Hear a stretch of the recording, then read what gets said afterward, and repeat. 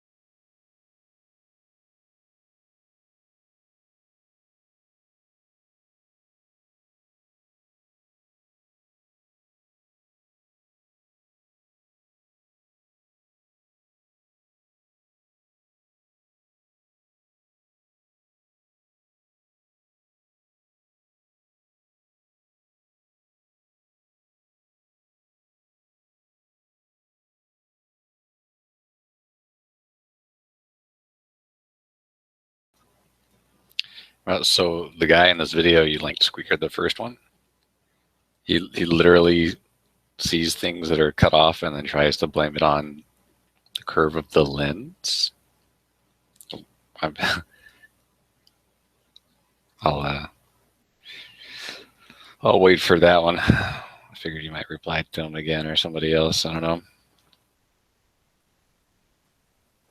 But yeah, I mean, correct me if I'm wrong, but he shows 3 different heights, and in his comments he says they look consistent, but when you see the pictures, they don't look consistent. Maybe I'm looking at the wrong shots, but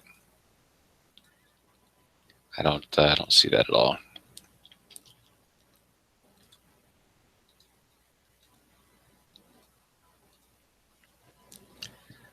Oh yeah, man, I didn't even watch that fake Star Trails one. That guy and that garbage is just insane.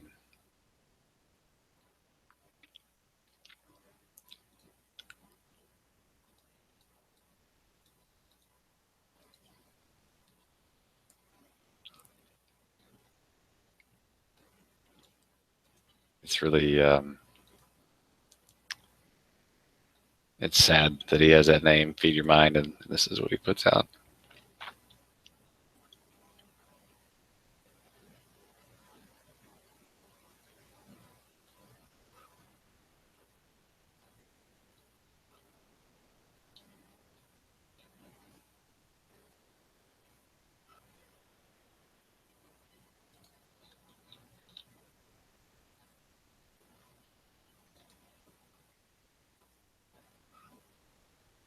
Yeah, I saw that tweaker, but he denied, or rather, he said, "You see the same thing at all heights. That means it's something else, or whatever." But when you look at his shots from different heights, it's not true. But yeah, man, this guy, Feed Your Mind, is just it's just off his rocker.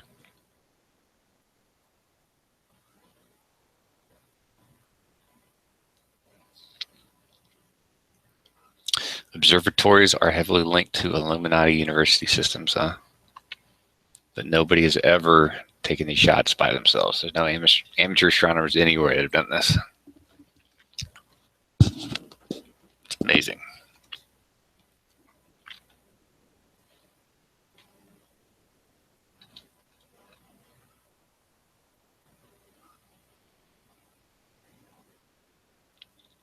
He's looking at the stretching of stars right at the horizon.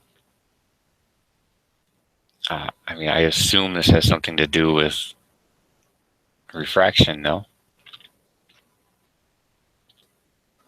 I mean, we don't know anything about the footage he's looking at. I assume it's just a time lapse. Doesn't use the star trails effect. I don't know. Because I like planetarians too. They don't like them because they don't support their position.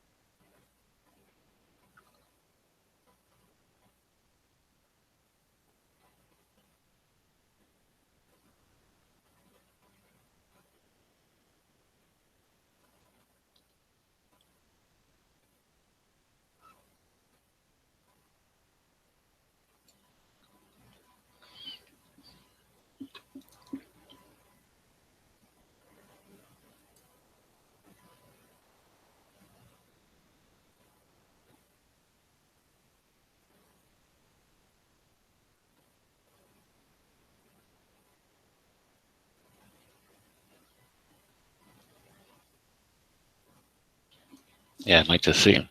Yeah, if this guy just is just exemplary of all of them. You know, they see something they don't understand and immediately come up with every It's just harebrained reasoning for what they're saying, rather than just finding out, right?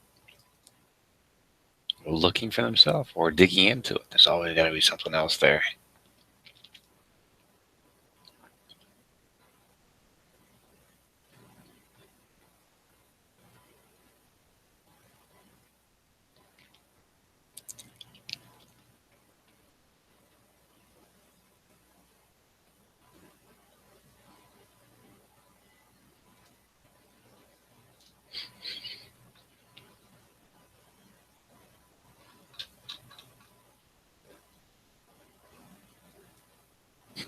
Stars hold mysterious data now too, or meeting. Wow. Yeah, that is Squeaker. It's sad. There's a lot of Brits and a lot of just rando people out there in third world countries that, I don't know.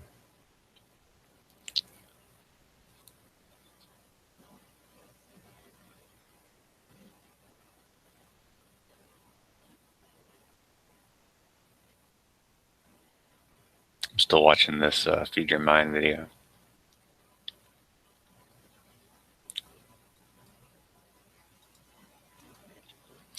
Yeah, that's a point, man. I keep trying to make, but nobody. It just goes right over them, right over their heads.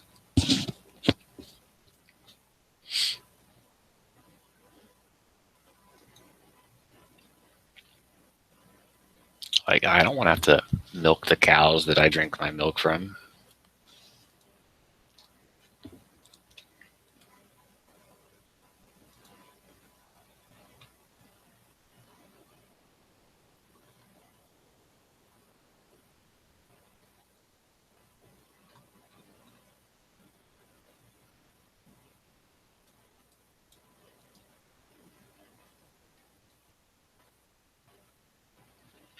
Yeah, I should really change my title. I should do like a nightly lesson. We take one person at a time and explain, 3 or 4 aspects of any of this. Yeah, terms don't exist because I can't see them.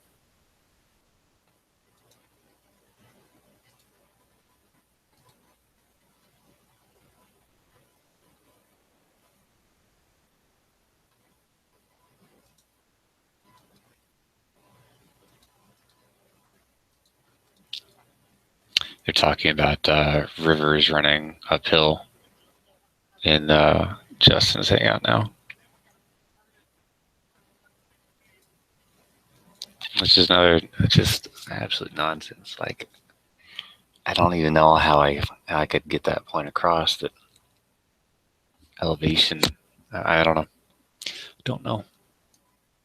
Sooner or later, I'll give up and do something useful with my time.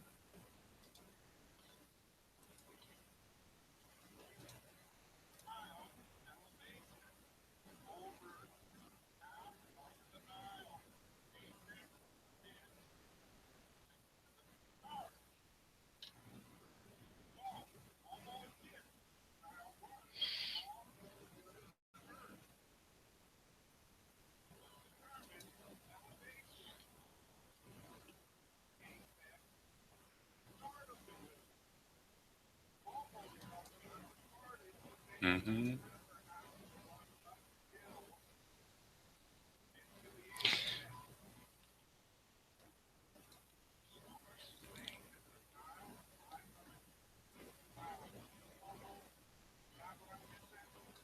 Yeah, he's playing a Dan Pratt video where Dan is just embarrassingly ignorant about the math behind this. I mean, how hard is it to look up elevation and see that one side of the Nile is higher than the other, and then add that elevation to the radius of the Earth?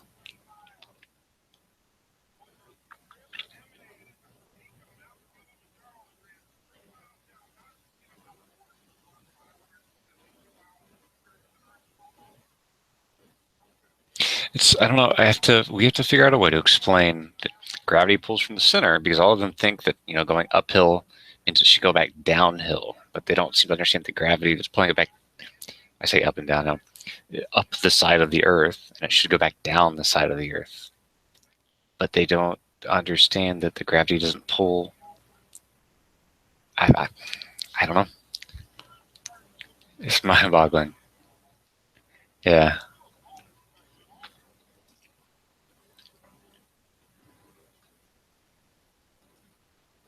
it's absolutely mind-boggling.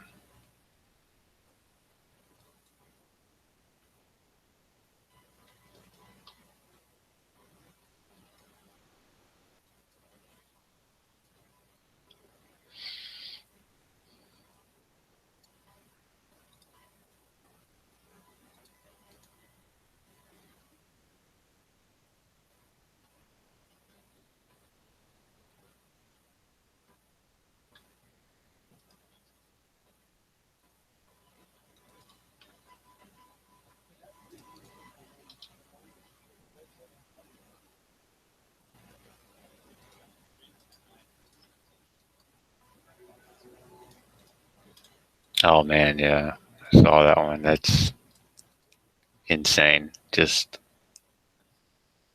absolutely insane.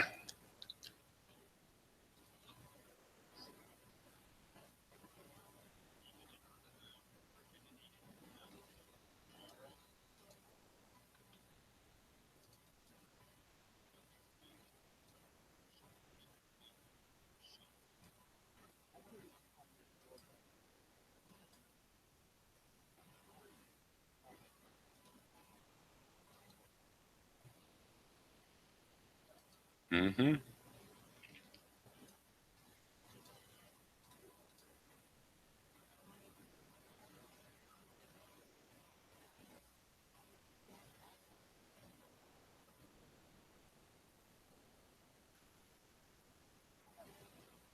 Mm-hmm.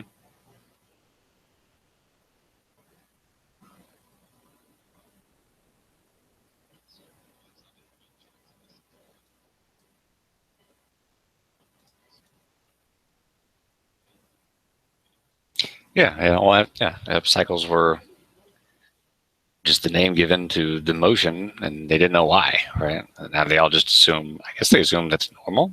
Most of them don't even know what it is.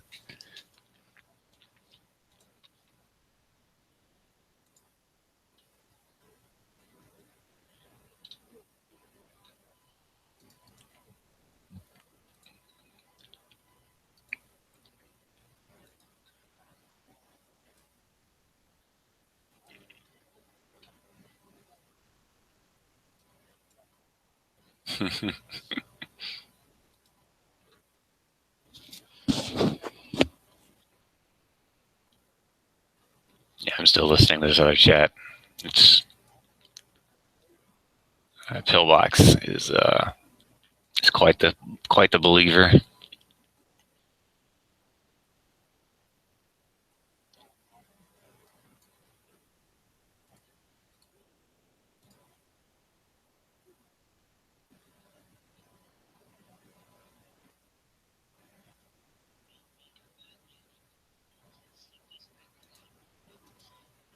Oh, hey,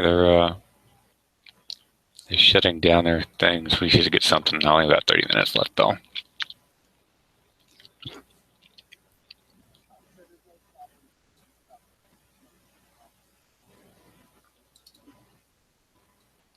I said there's nothing stopping this movement.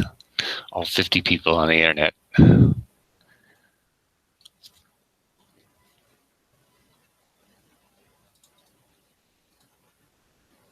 Yeah, is that video of retrograde motion? Is that actually? Yeah, that's how we would see it. I'm trying to figure out why they made that giant cycle. Oh, I see. Okay.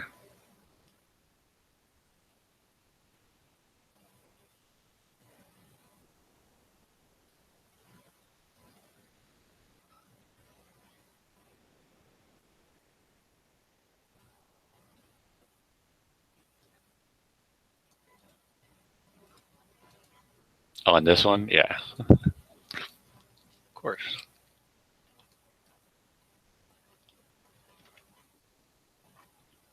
I think you need Jesus squeaker.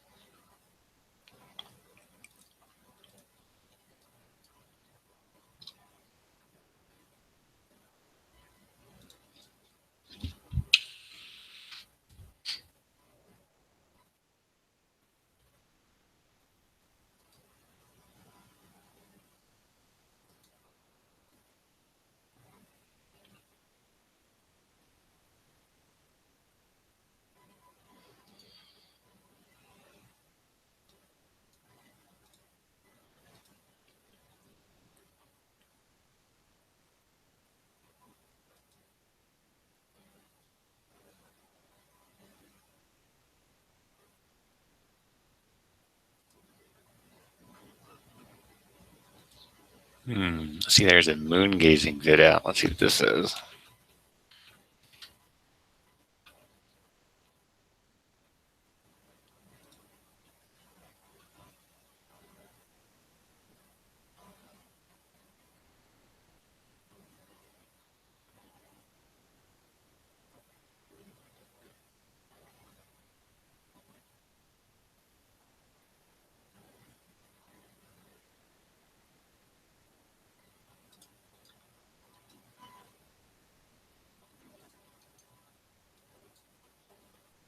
Oh, I guess this guy just takes pictures of the moon every so often. Not sure what his point is. It's kind of neat. So shadows in the craters, which is something else I don't understand why they can't understand that shadows in the craters means that there's a light source coming from a different direction.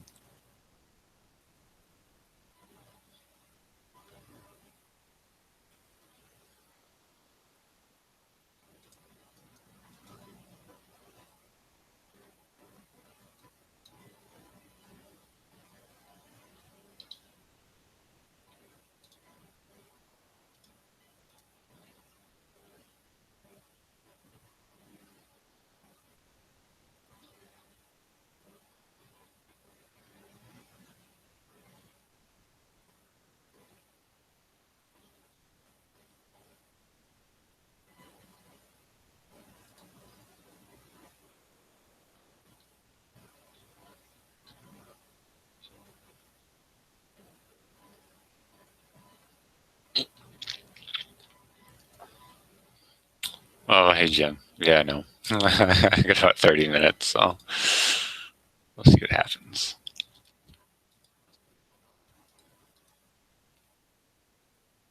I think we need to do, I was saying earlier, we should do nightly lessons on something, right?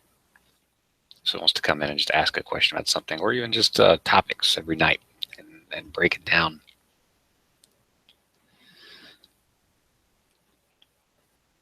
instead of making it confrontational. Let them see the data and then walk away. Seen a dark night sky. Oh, you mean like you'd never been away from light pollution?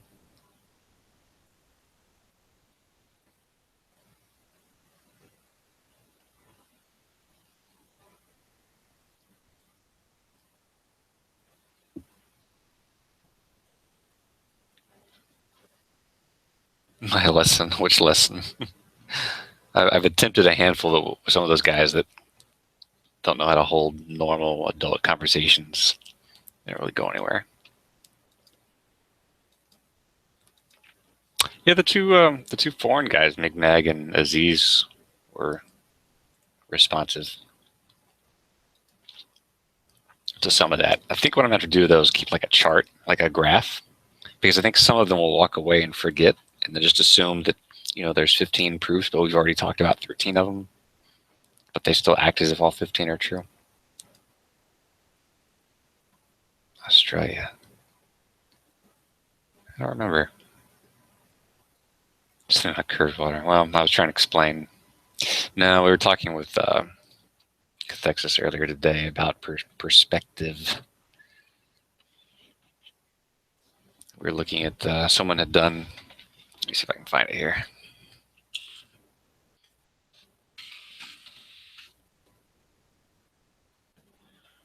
Let's see.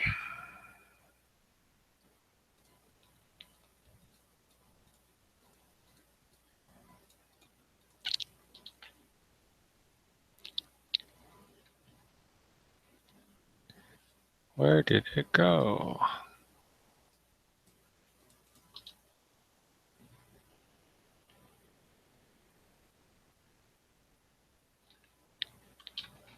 I'll have to, let me look it up.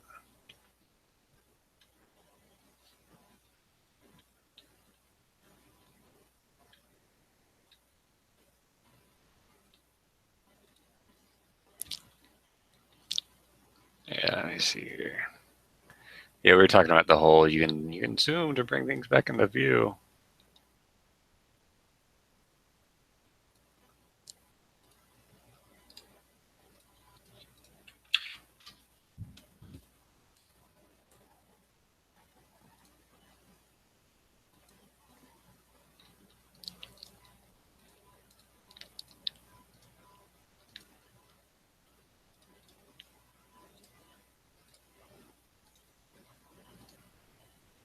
So we had this. Bring this out here.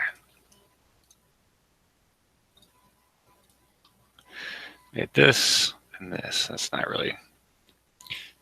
There we go. Two different ships, or I'm sorry, the same ship, just a few seconds apart, zoomed in and zoomed out. And doggone it. They look like you can't see any more of the ship zoomed in than when you could zoomed out, but that, I guess, wasn't good enough. Let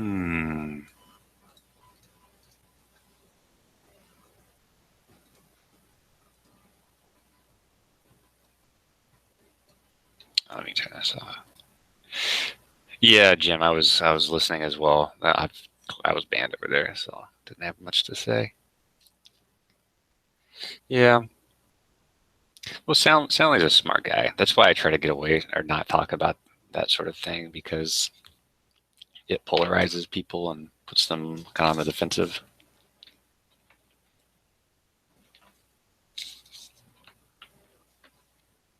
I mean, we can talk about what verses in the Bible people think support flat Earth and how people are taking them out of context, but beyond that, try to stay away from it.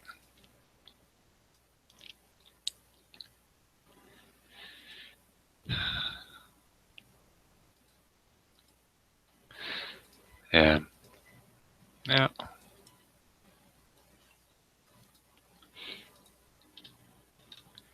Let's see. Old Stevie hit me with one the other day about some angles not lining up, and I haven't done all the homework yet, mostly because the guy that did the video didn't lay out his information very clearly. And I need to go find or go back through it with a fine-tooth comb and have a couple of people verify, but off the cuff, that's the video if you want to take a look at it, what he's trying to say. Off the cuff, the angles just look simply incorrect. But yeah, circle. It says a bunch of things, but they all pretend like God's giving a daggone geography lesson when those statements are being made, and that's just not true. And not only that, they're being said through somebody who, at a minimum, when people say somebody wasn't inspired by the Spirit, like, what does that mean? Does that mean God is literally writing through him, or does that mean that person is getting some kind of bump or push to write the right thing? So even their own arguments don't really line up. Yeah, that's more complex than they originally were, of course.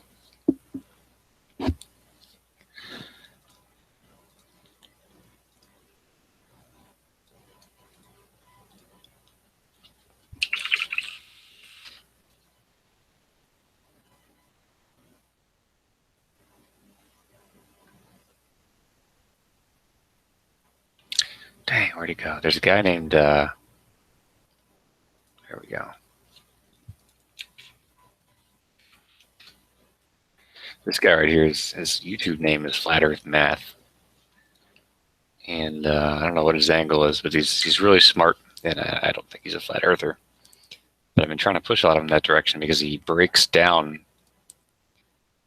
all of the different problems and how you would go about solving them in a logical manner, and he's really nice about it. So I'd like to see that guy get out there more with the flat Earth folks.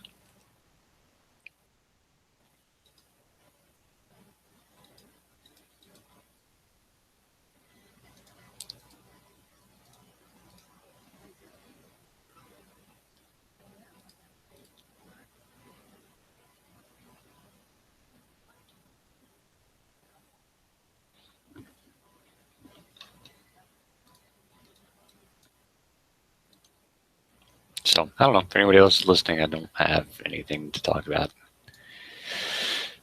unless you want something to talk about. We talk about how Robert Basanto's out of his mind, or whatever his name is. So it seems like a nice guy. He's just, man, anything that seems like a conspiracy he believes in.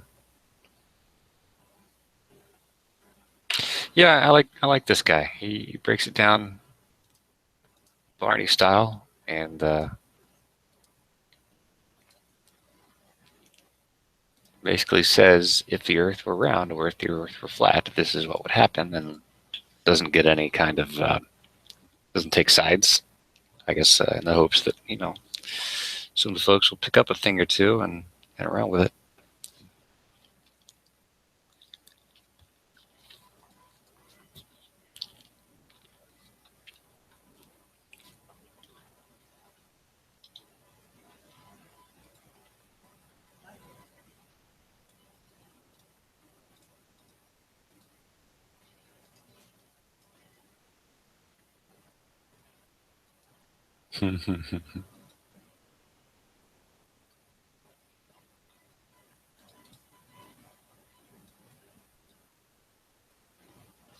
So, Jim, they were over there talking about the SOFIA plane and how it's identical to Hubble. What do we know about that? And I heard you asking about them. Their claim is obviously that the same pictures can be seen from both, and I haven't seen it. And I know you were asking. I don't think you ever got an answer either, right?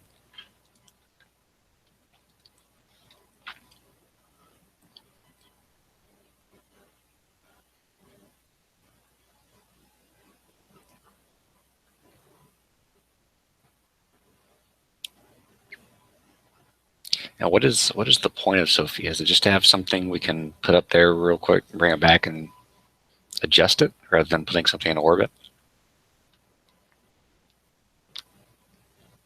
And it seems like the most sense, right? You don't have to man a mission to low Earth orbit to mess with your telescope.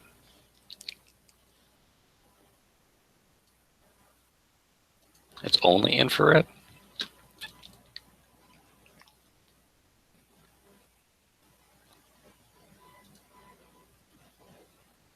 Because doesn't Hubble do a bunch of different things, not just infrared?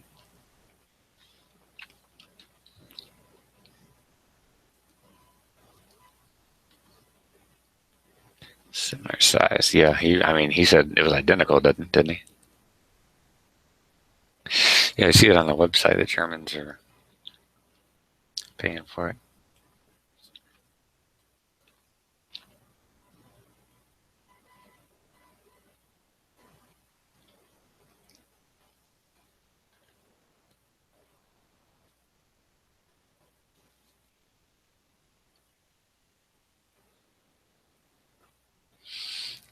So let's see. If it observes infrared energy, why does it need to be mounted to an airplane? Is that because of all the garbage in our atmosphere, or the way the atmosphere filters the sun, messing with incoming infrared waves?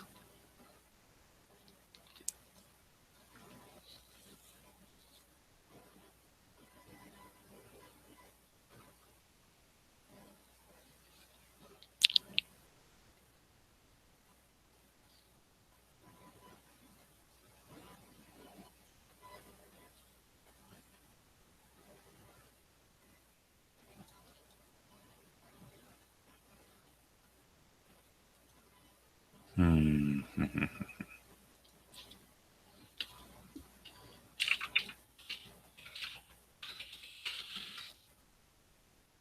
Yeah, yeah. I mean, that makes sense, right? At a bare minimum, that should be logical to some of these folks. Like, how much does it cost to throw a rocket up there with a satellite on it? Even in a world they don't believe, right? Versus how much does it cost to operate the airplane? I don't know anything about rocket fuel, but I assume it's expensive.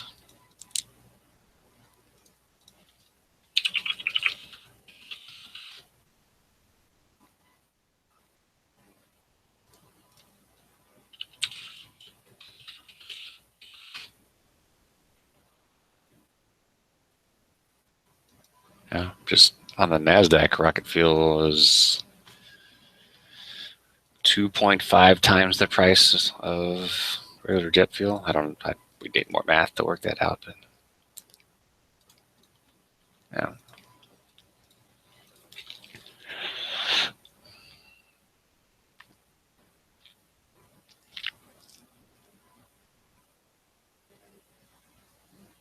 20 tons. How much does Hubble weigh? I don't think Hubble weighs 20 tons.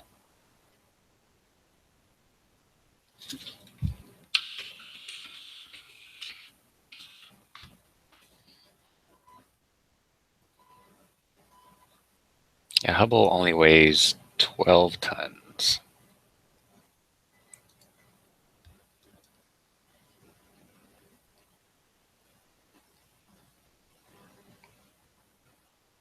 Oh, neat.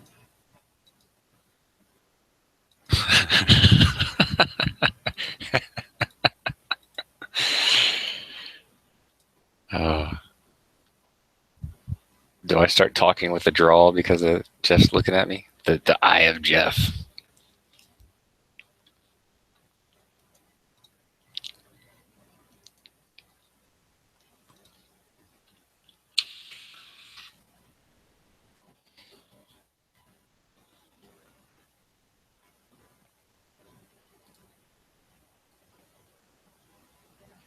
Oh my goodness, there's still that other hangout.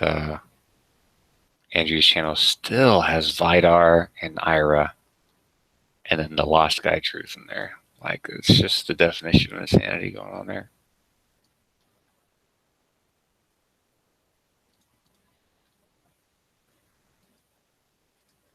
Yeah, that's hilarious, man. Hilarious.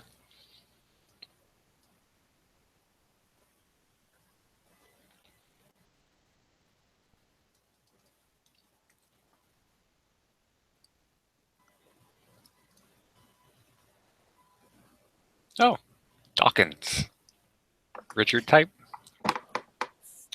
Yep, I'm Dawkins. Let me turn my headset down a little bit. So, did you get any flat earthers in here tonight? No, I started a little late, and I think my title is a little too offensive for them. I wouldn't even deal with them. Why would you want to deal with people like that? I don't know. It's weird. I can't explain it. I mean, that's not a criticism. I just No, it's a legitimate question I ask myself.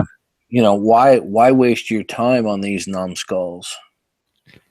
I don't know. Some of it is interesting. Like, some of the questions he presents are. Well, yeah, but you see, it's not just the pseudo-scientific reasoning that they come up with. They would have to believe that all of the world's major leading countries are in on this conspiracy. Mm-hmm. Or that, telescopes are pre-programmed to show you what you see. And, well, that's not debatable. We all know that's true. I don't know, man. It's probably coming to an end for me, though, because I didn't know why a lot of things did happen a few months ago, and I went and found out why. So, what other fabrications did you have in mind? Where do we want to start? I think the telescope thing is a great one. Like, I thought the title was other conspiracy theories in addition to the flat Earth. Oh no, I don't I think some of them are interesting, but I don't throw my lot in anything in particular. No. So I really just wanted to see if I could attract a couple of those and maybe talk about some things. But my wife is looking at me funny, so I'm going to eat my. All I heard was eat my something.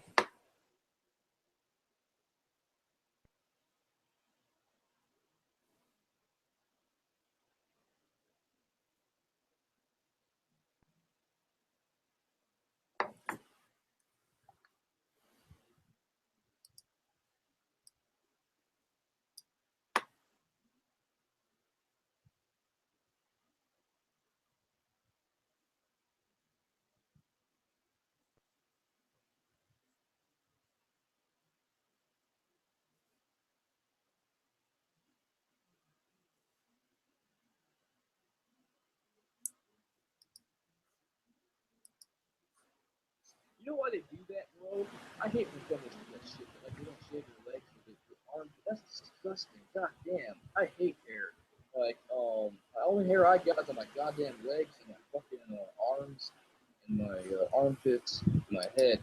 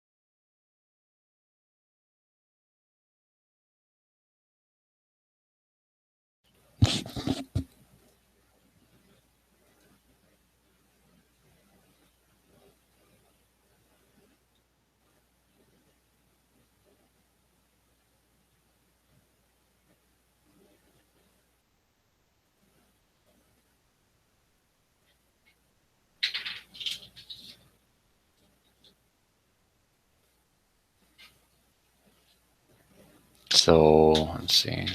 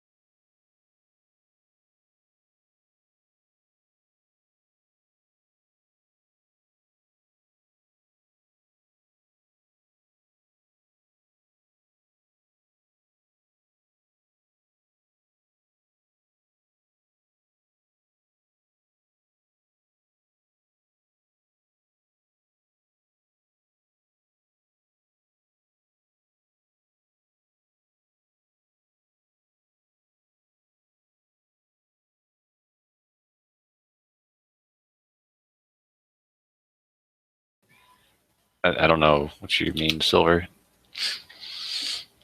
Do the people in China that make laptops ever see the finished products? No, they probably don't. You mean the guys in the assembly line that just put the parts in? I mean, could all be automated. I don't know what you mean.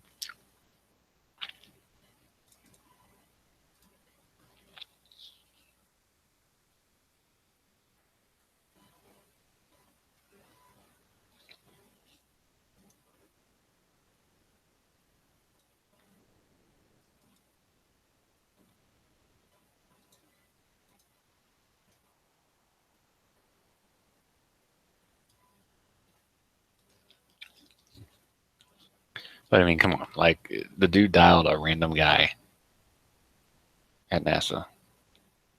Why should he know everything about everything they've ever done? No, we can. I mean, we can talk about that too, Silver. But can you acknowledge the point that what Robert did was silly? It doesn't mean anything.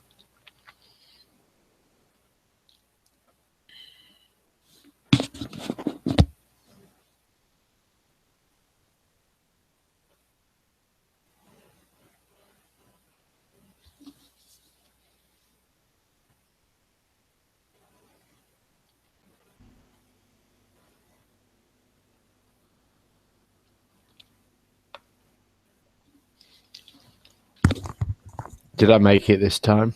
Hey, yeah, for a little bit. I'm going to bed, Charlie. Yeah, I'm me, mate. I'm tired of typing though. And the last thing I typed was almost complete gibberish. Yeah. Yeah. You were blazing away, and what's his face's chat? Skeptic had something he wanted to say. Yeah, I had to AFK when that other guy showed up. The way he spoke sounded kind of questionable. Oh yeah, he's this whole channel's devoted to sort of taking the piss out of him. Weird. He does he goes in the Christian and atheist rooms and he sort of picks atheists and hits them with this sort of presuppositional philosophy. And it can be, if you've not heard it before, it can take you by surprise, you know. And it relies quite a lot on rhetorical technique as well. And yeah, he winds a lot of people up, and sometimes he really, really loses it himself, and he behaves really badly. Is he like a combination of Pillbox and Robert? He's, but he sounds more. He comes across as more, not as mental as them. You know, he's. I think he's he's a bit more educated than they are. So what's his angle? What's his thing? Well, he does this. Basically, he picks atheists and tells them that really they believe in God and they're suppressing their knowledge of God and righteousness, and they can't account for their reasoning or logic without God, and that's basically his argument. That So why would he logic come and here? reasoning start with God. It's quite a popular argument in, they call it presuppositional apologetics. And it's quite popular because it's sort of, it's easy to sort of catch someone out. It's kind of like a schoolboy word game almost, it's it's easy to sort of catch someone if they don't know philosophy, and you don't, how do you account for logic or reasoning? Where does your reasoning come from? So it was the same as Robert's conversation with the hapless NASA employee? Oh God, that was just because you could tell the guy. I mean, I think the guy was thinking all the time. He was thinking, I want to get off the phone, but I need to understand where this is going and what this is for. Yeah. And at one time, he sounds quite frightened. Is when he's going, well, how, he's going. So how have you got their numbers of these people? Because Robert mentions these other people and who work at NASA. You know, he says, "Well, how have you got their numbers?" He says, "Oh no, I haven't. I just, you know, you dial is like an automatic directory that you can access when you phone them up. You know." It's crazy. Skeptic, you had something. Hey, healthy. Hey guys, you all hear me, right? Yeah. Welcome. Yeah, just give me like a few seconds. The rain just started coming in. It's like storming here, so I'll be right back. Okay. All right. Yeah. So it was funny. It was. I listened to it. But he's always trying to make a sensation about something, isn't he? And, It's so weird. that was this. He wants this killer video that makes him famous, sort of thing. Yeah. The submarines under the Antarctic. What are they doing down there? They're gonna nuke Chile. Yeah, the submarines. The submarines have come up through the rock. Yeah, through the rock. Yeah. I mean, yeah, submarines. Yes, they've come up through ice. Sure, they can do that if the ice is thin enough. But they don't just out of the blue, out of the ground, it all stuck together like that. Then you bumping into each other. I don't think you'd normally get that many submarines in one place, anyway, would you? What are they doing? Is it like submarine mating season down there? That's what they're doing. Yeah. Couldn't possibly be something less insane. Has to be this. He's just a weird guy. Isn't he? Yeah. Yeah. Did you see the one he did? I might have mentioned this before. He did one about asteroids or meteorites. Oh. There's a Japanese company that has got some plan where they can basically launch these fake meteorites. The big metal sphere things? Yeah, to create a display. I imagine it would be, you know, for some big sporting event or, you know what I mean, some sort of big national event, something like that. They haven't actually done it, but apparently they can do it. They've developed this, you know, these spheres, as you say, made out of some material that will, you know, they can control to some extent what colour they are and this sort of thing. But yeah, that was his big sensational reveal. And then when I started looking into it, the first thing I found were all these newspaper reports of it. You know, it was in the press. It was a sort of a, you know, a fun story that was in the press about a year and a half ago. So it's in all the, you know, mainstream news things. Yeah, everybody just lapped it up, right? Yeah.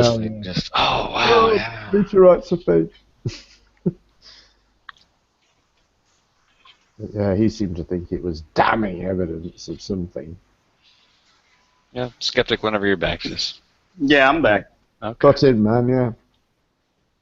Yeah, let me ask you guys a couple questions. You know, I'm not from the U.S., so I wasn't there when the Twin Towers fell in 2001.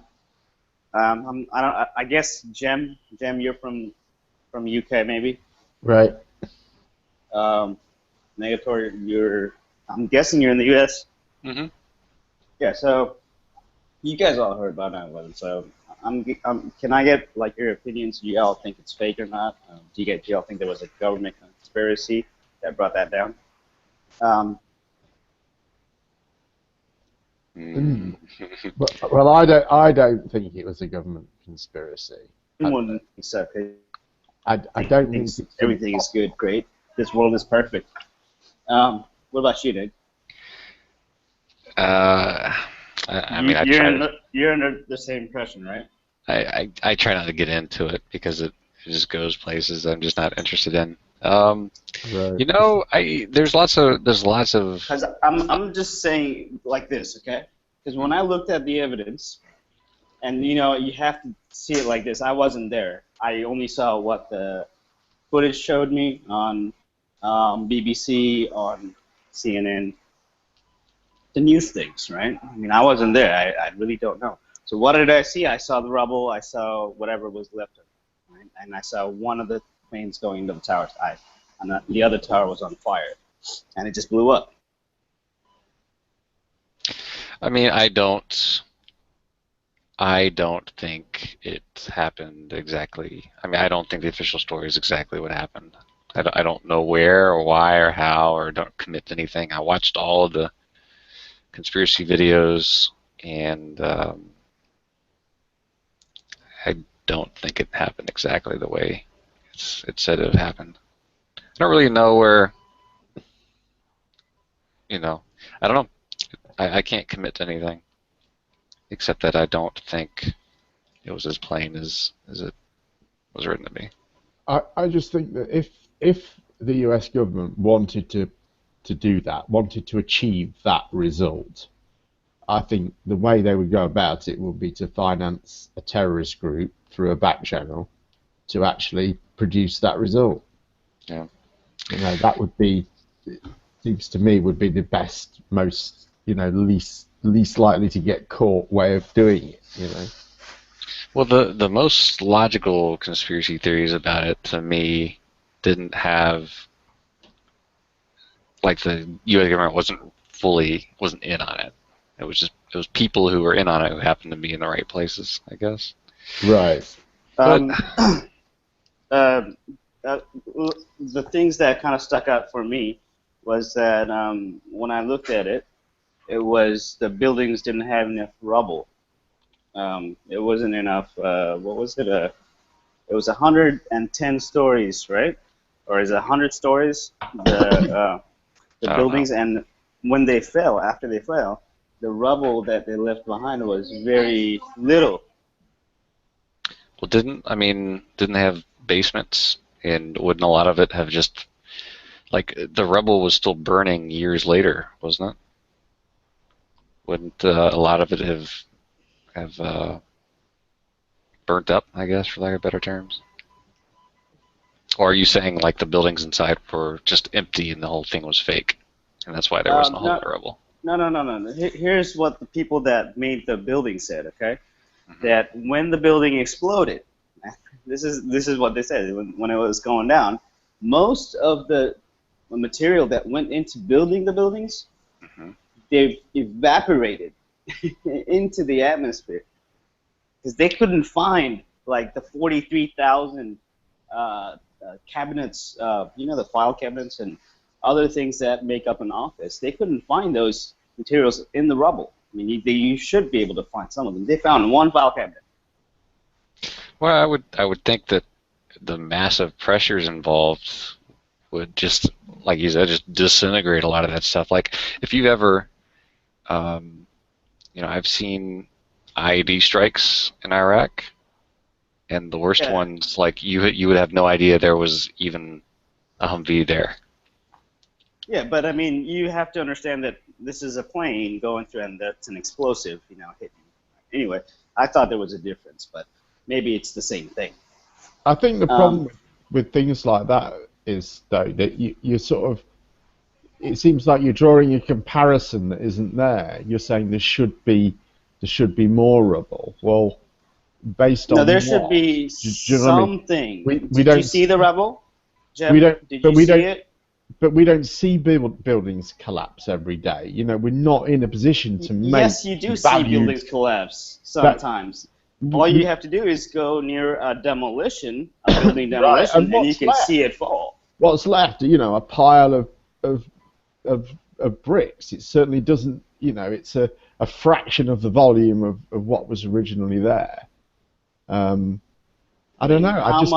Do you think it would stack up to?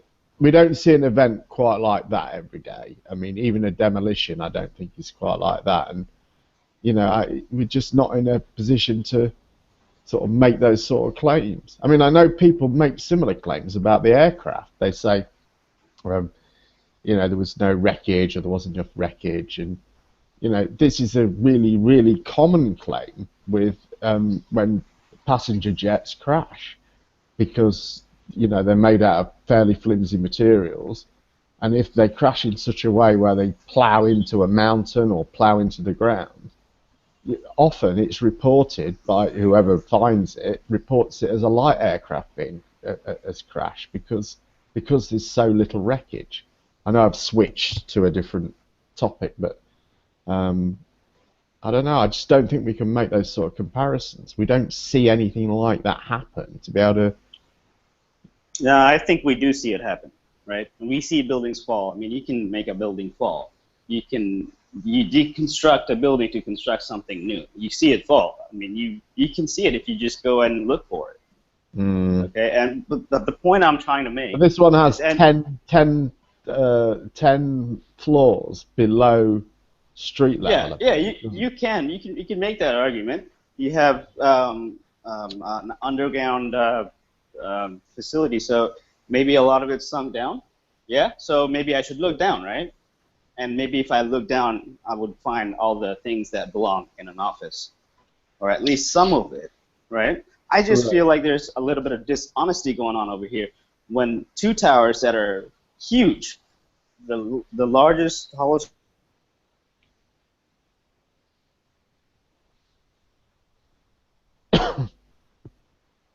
level, completely smashed the ground. Even if you blow something up, you know, there's going to be a pile of rubble. If it's at least 100 stories, I'm guessing the rubble is going to be at least, you know, a 1 floor high. So what? You know?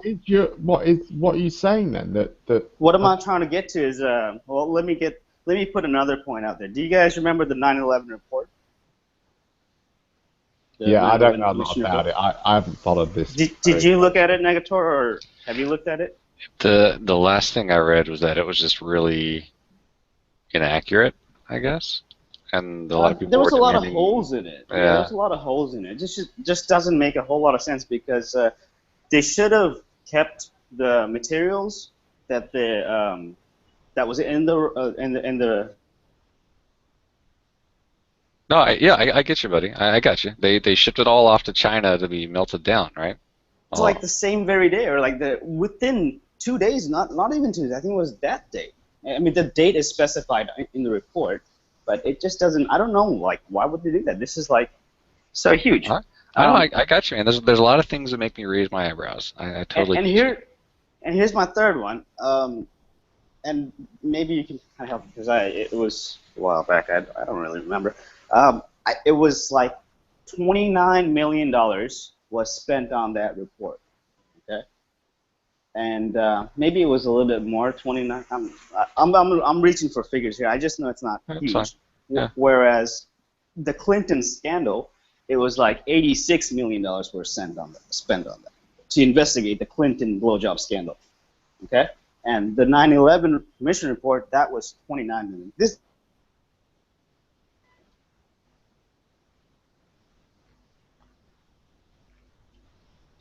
I'm I don't recall exact figures right now, but I know it was a huge discrepancy between the blowjob scandal and the 9/11 scandal. So I got you.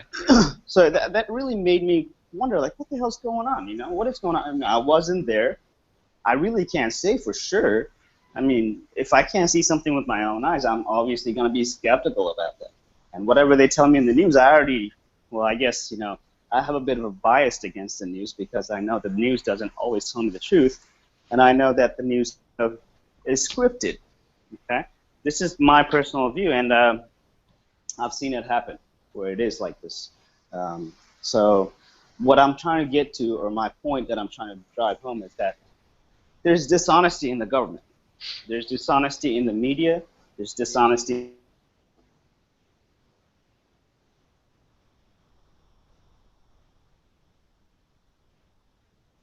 that are, you know, didn't really do anything, that are just kind of like caught in the middle, and they're being occupied by Israel, right? And there's this thing called Palestine, and during times of peace they're being occupied, and even though it's against international rules and international laws, the UN doesn't do anything about it, and nobody speaks up, right? This is like actually happening right now. Okay, so there is dishonesty in the UN. There's dishonesty in the international rules, right? I mean, I know Jim kind of doesn't believe in this because it doesn't conform to the perfect world system he lives in. But I think Negator, you might. Wait a minute, that's not might true. I don't believe that at all. I don't believe it's a perfect world system in any way. That's well, Jim. The ideas.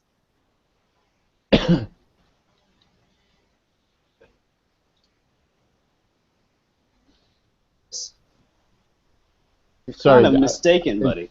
I don't know if I'm cutting out or you are, but Oh, it's probably me. It's raining outside over here, and Jim, I hate to be so hard on you, Jim, but there is a lot of people that share your sentiment exactly the way you are. They don't think. I don't think you anything is know wrong. what my sentiment is. I think you've mischaracterized it. I don't. Okay, you I tell don't- me. Do Well, you think the government lies? Of course they do. Of So do you course think they the do. media lies? Of course they do. Well, So you yeah, and the I media- are agreeing yeah, the right media now lies. that there is dishonesty, right? There is dishonesty in the world. There's dishonesty in the government, and Right. everything I mentioned, there's dishonesty Right. there, isn't there? Honesty here on YouTube as well. Yeah, exactly. Yeah. I'm gonna come to that one. Right. And there's dishonesty in the social media, you could say. So, do you know what I mean? I just, if a conspiracy theory is involves a lot of people, it's unlikely to be true. If by its definition it must involve a lot of people, it's unlikely to be true. And the more people it needs to involve, the less likely it is to be true. I think that's a general rule that you could apply to any conspiracy theory. Negator, what do you got to add? I bet I'm getting flattened in the chat here. But Hey, so Jim, what- I'm kidding. I'm not. This is nothing negative towards you, okay? But Oh, I no, hope that's you know okay. that. That's all right. yeah, I'm not happy with the government of the media at all. I wasn't. I mean, I don't really want to stick on this topic. I'm actually going eventually, anyways. But I also don't think there's But, just yeah. to go to war either. Having been gone to both of those, Iraq and Afghanistan, looking back, it just seems silly to have done that. And I can see the correlations between the petrodollar and all the other wide-ranging conspiracies and things like that. But I don't know. It's not something I can fully. I can entertain it, but I can't commit myself to it because there's just too many things I don't know. Inconsistencies. Okay. Yeah. So I mean, where did this come from out of the blue? I'll get to it. Let me just address the point Panda was making. He claimed that as you involve more people, there's like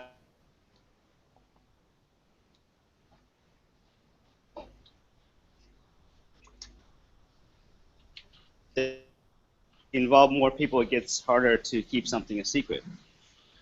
Right. Yeah. Yeah. Okay, so if you consider the 9/11 case, how many people live in New York? Like, I don't know. You probably know. How many people live in New York? Probably 12 million, is it? Something like that. New York City or New York? Yeah. New York City, the people that could have been present at the time. Couple million. What? Yeah, Couple million, right? Sure. And then you have 18 million in the city, and then you have 7 billion in the world. So how many people was 9/11 exposed to? About a couple million people. Whereas billions of people saw and ate up what was said in the media. Billions of people ate up what's written in the commission report.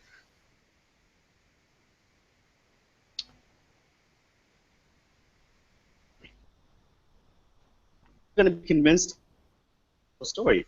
Okay, so what that 1 or 2 million people saw at New York, it's not really going to matter. Do you see what I'm saying, Jim? Right, but what I'm talking about is the people needed to perpetrate the conspiracy in the first place. If you need a lot of people to do it, then it becomes less likely to be pulled off without being revealed. Yeah, but if you did, I mean, I'm not saying it's impossible. Okay. There are examples of where very big secrets have have been kept very well for long periods of time. But so I'm not saying it's impossible. I just think it becomes less likely if there's, usually conspiracies involve a handful of people.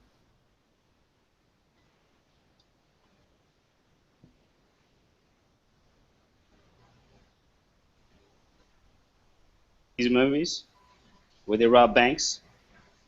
Sorry, I'm missing chunks of you again. Okay, I'm sorry. It's probably because of the rain. Let me just get to my point, okay? Let me just it's kind of veering off a little bit. So my point was that we do have dishonesty in the government, and we have dishonesty in society and in the world, and I tend to recognize that. When I look at somebody not doing something as honestly as they should, that tells me they're not being honest with themselves, and they're not being honest with their audience. Okay, we have a similar case like that on the flat Earth, and initially, well, let me say it like this, okay? I feel like the flat Earth people, they have this understanding of what I'm understanding, that there is dishonesty in the world. However, when they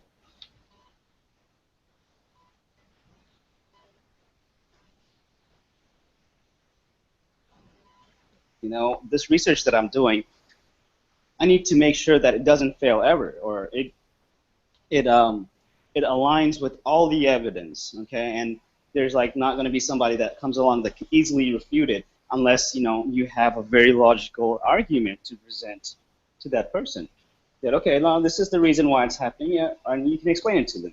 But if you just completely lie, or if you just completely ignore things, that makes you dishonest.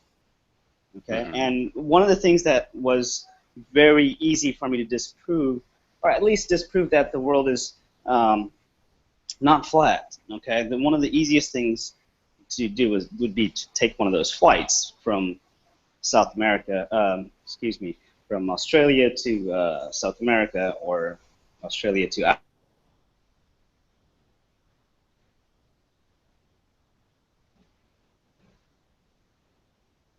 and what is that map? The AE map. It would take considerably a longer time on the AE map as opposed to the globe map. Okay, are you guys following me? And I know it's kind of raining, so sure. Okay, so that's a pretty easy calculation to do. Okay, now up until this time, right? I was like thinking, hey, maybe there's like these flights that are just not mysteriously that people can't take. That it gets canceled as they go up to the counter and they want to go from Santiago, Chile to Sydney, Australia in a one-stop flight. And these flights are offered every other day, and there's a lot of people on the flat Earth community that claims that, hey, those flights are fake. And then you had some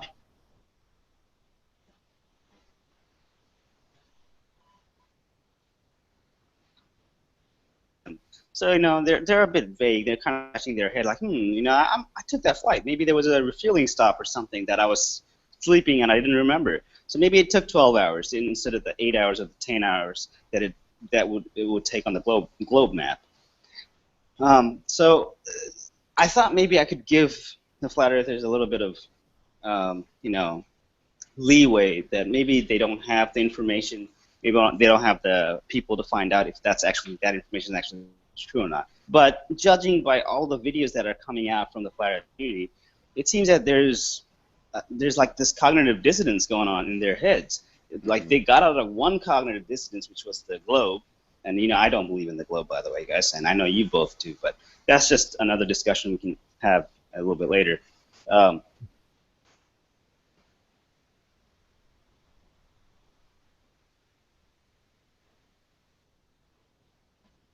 These flights, bit of a cognitive dissonance, I think, and with all the lies that are going around in the flat earth community, and maybe, what I was gonna say, this is not intentional lies, but after that video of Antonio saying that all the stars go clockwise in the world, right? Yeah. There's no. I'm starting to think. Listen, you know what? This guy, he's smart. He's not that dumb guy. Yeah, he's as smart as me. And I'm not a very smart guy. So, listen, why would you say that? Why would you put that claim out? There's a lot of people that are watching the Globebusters show. There's a lot of people that are following you. why would you even say that without saying something like, hey guys, you know, this is just my theory, you know, this is my theory, and I think that everything goes, and you know, just clarify it like that. That in my opinion, everything goes like.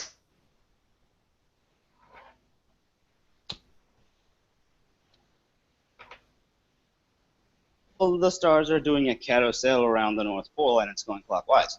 So I was like, it really creeped me out because it was such false information that you put out. And that was just the latest draw. But previously, before that, you know, there was that video of the sun continuously shrinking into a little tiny ball, and it just fades away into the vanishing line. That was another lie that I think it was a lie because that's not what I experienced in my reality. In my reality, Right. the sun goes down. Okay, it doesn't shrink. Well, maybe it does shrink, like maybe 5% or something. It's not too much, but if I have like maybe those lenses that will block out some of the sun's rays, maybe I can take a better measurement. But from what I see with my eyes, it might go down. It might shrink like 3% or something. Very unnoticeable, Mm-hmm. but not what I saw on that.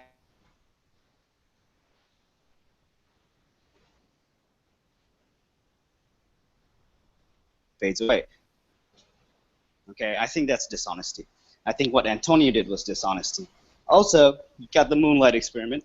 The moonlight experiment says that moonlight is cooler, and a lot of people are not doing this experiment, and they're just preaching this rhetoric without doing the experiment. And then if you really do the experiment, you might find out that even on a new moon night, whatever you leave out in the open is obviously going to be a little bit cooler than whatever you leave out in the shade because of difference in temperature in terms of the atmospheric temperature and ground level radiation rising and hitting something and then falling right back and heating something up under the shade. You know, just kind of like common things, common sense things. Yeah, So, wind you would chill think. could be a factor there, and things like yeah, that. so this is the three honest.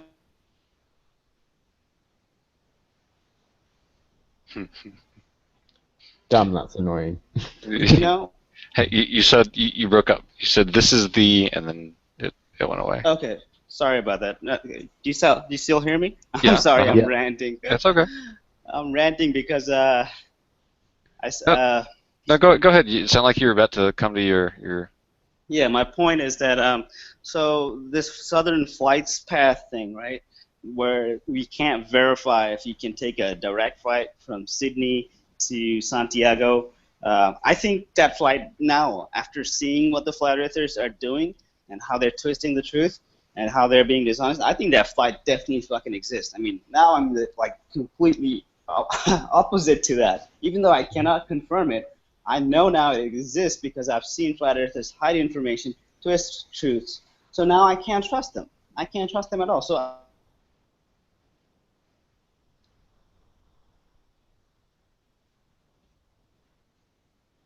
flat earthers don't exist, so it must exist. Okay, go ahead, guys. You say the last. Say everything after you said you believe the flight exists because you've known them to be dishonest. We missed that. The last 2 or 3 sentences. Yeah, so like, you know, I'm a very practical person, and if you give me good enough logical reasons, I will believe you. But after I see that the community is not interested in truth and that they're just kind of transforming the truth into whatever they want it to be, so now I'm thinking, hey, is the Southern Flights really there or not? And since you guys have been dishonest lately, I have to think those flights are real. Right. Well, I mean, at first consider like you really shouldn't believe something just because it's the opposite of what dishonest people believe. But I agree with what you're saying. You know, I wouldn't. Let me back up. I don't think I'm prepared to make my statement properly here. Jim, you go. Well, yeah, I mean, that's a good point. You shouldn't, you know, because they've lied about those other things doesn't necessarily mean that they're lying about that or being dishonest about that. But I must admit, Antonio's video was quite, quite an eye opener for me, because I think Antonio is obviously quite a bright bloke. You know, I don't think he is at all. don't you think he is? I No. mean, I don't know. Maybe Maybe I'm wrong. I don't know. Well, I think so. It's a combination of a couple of things. I think that the biggest common denominator is most of these folks are just not very intelligent.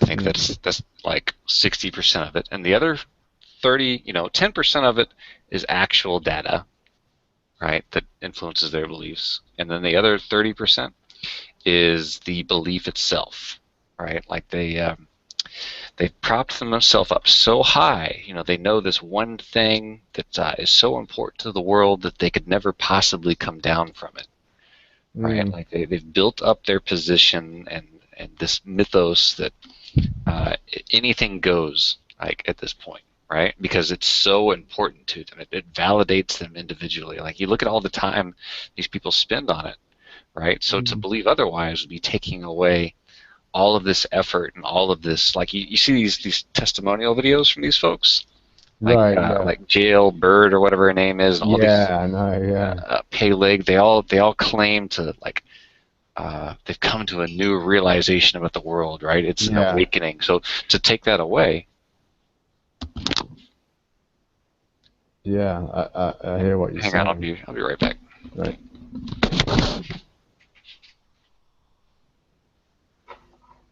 You still here, Healthy?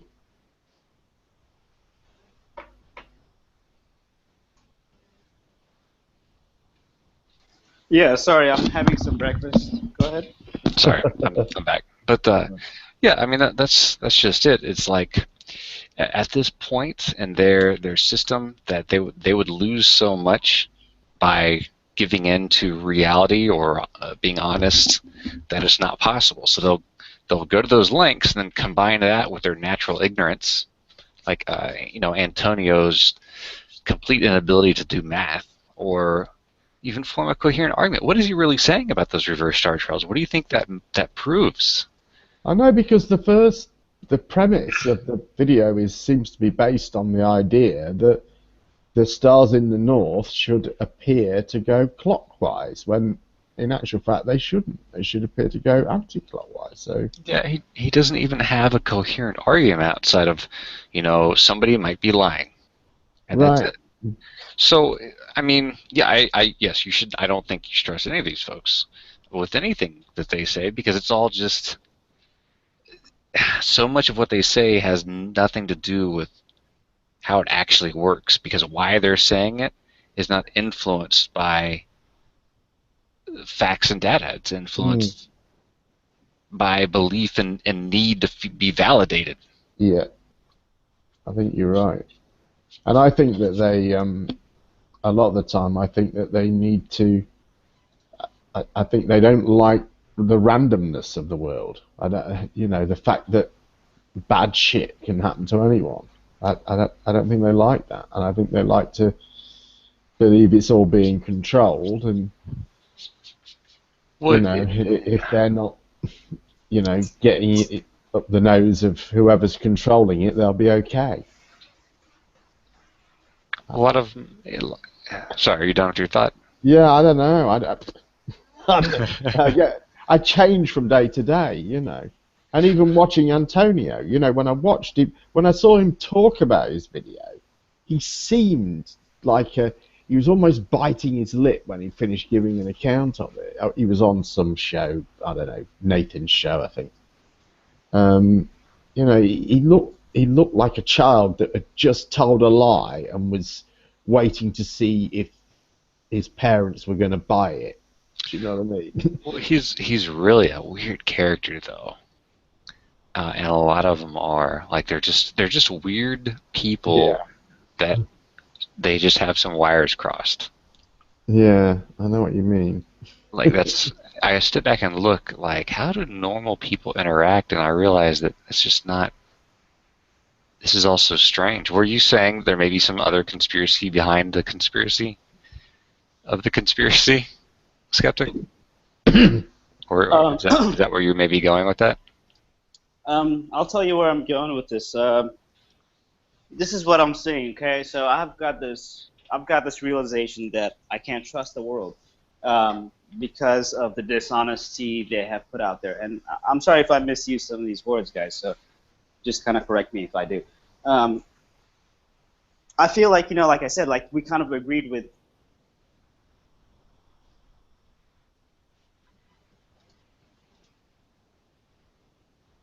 it's happening, and we're kind of letting it happen as people of the world. We don't really have a voice to stop the major atrocities that we consider atrocities. And so we wake up to this realization, at least I've waken up to this realization a long time ago. And as I see the days progress, I guess, I don't see it becoming better. I don't see us going towards a better future. I don't see the war stopping. I don't see any of it stopping. I see more control being taken away from the people. And, I have this, I guess, this sense of rebellion, that I've had it. I'm no longer, I just don't want to conform with the mainstream society anymore. Okay, that's a typical reaction, I guess. And I felt this a long time before.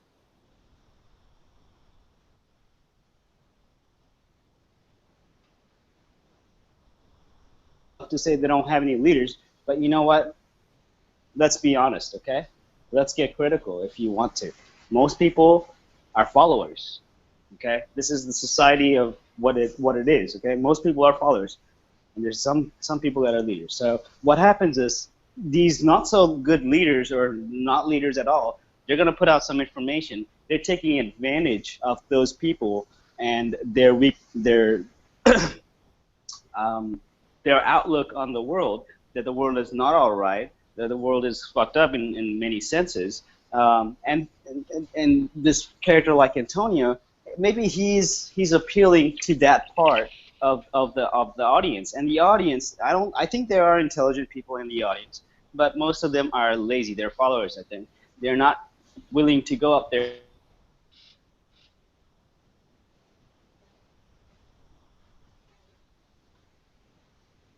Same with the TV. If the TV says something to you, you don't believe it.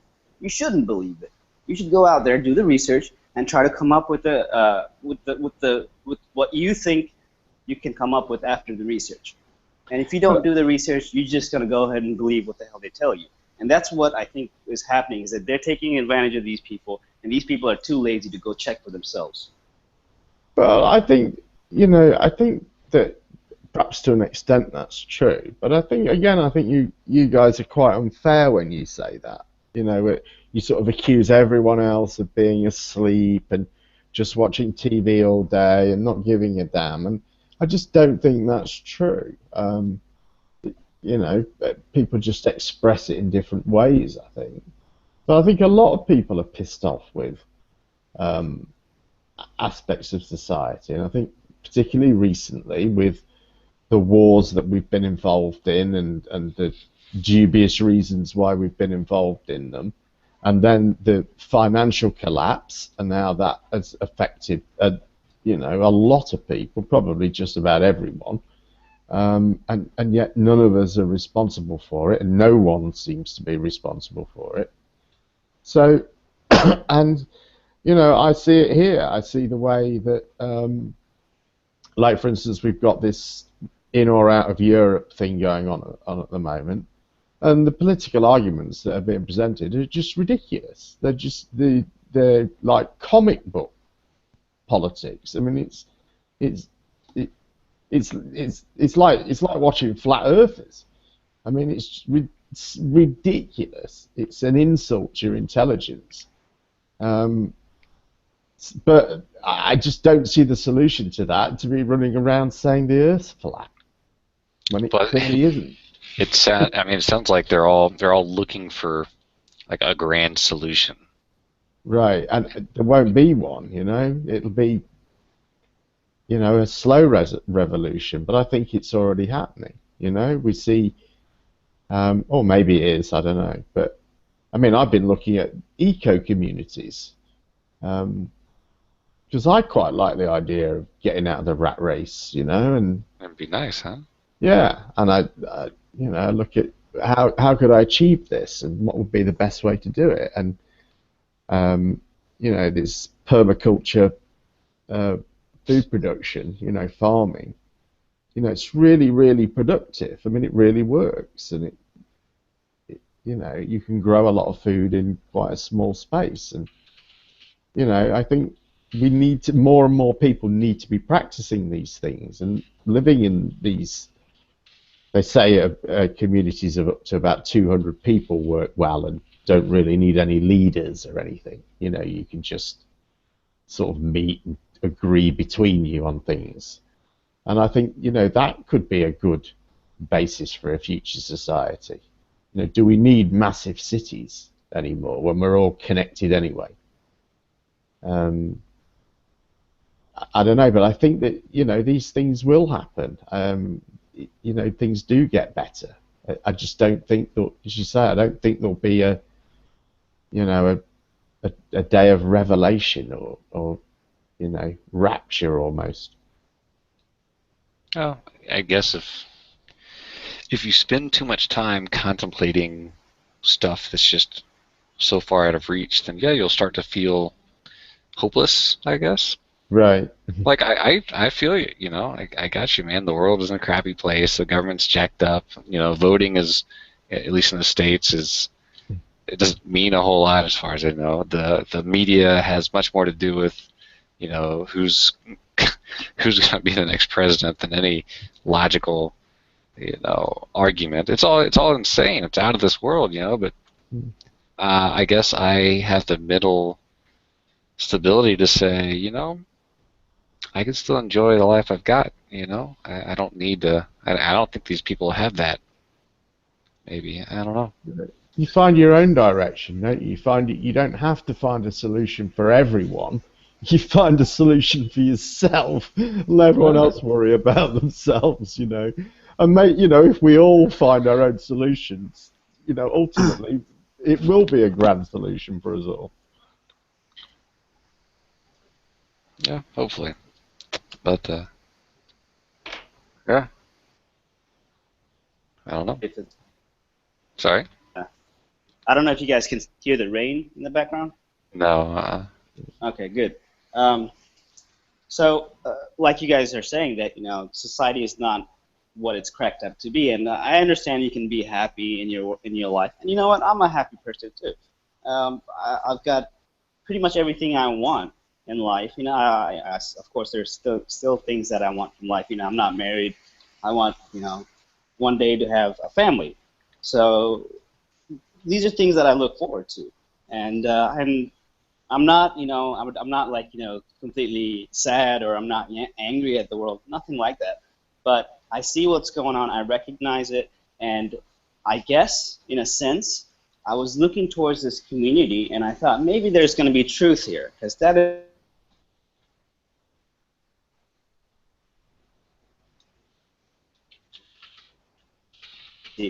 it just kind of pisses me off, you know. I see dishonesty in society all the time. Now I'm over here looking at this community where I think it's real people doing real research and honest research, and being honest with each other, about their findings. And I don't see that honesty. And if I don't see that honesty, I'm going to call them out on that. Okay. And that's just the way I feel right now, I guess. So you're looking for something too, and you're smart enough to recognize, you know, the problems with their group. Yeah, the confirmation biases, and when, like, let's say I'm a flat earther and I put out information, you should be vetting it. You should be, and let's say you're a flat earther, you should be vetting it, you know, extensively, thoroughly.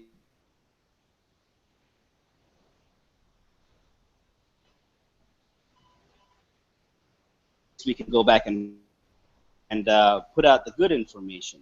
Okay, so that's what I'm saying. And they seem to kind of set themselves up for easy failures, like this Northern Clockster thing. You know what? That's just like putting yourself in a corner and be like, okay, you know what? That's going to be so easy to disprove. So why would you do that? Why would you do that? It just doesn't make sense to me. And yeah, I am capable of recognizing when it's being dishonest. Oh, that's good. So that's maybe some other time we can talk more. I'm curious. You're looking for something. right? You're looking for, I don't know what, some kind of group that shares the same values and opinions and things like that. Well, Negator and Gem Panda, maybe Gem Panda. I love picking on Gem Panda. So I know that there's a whole lot of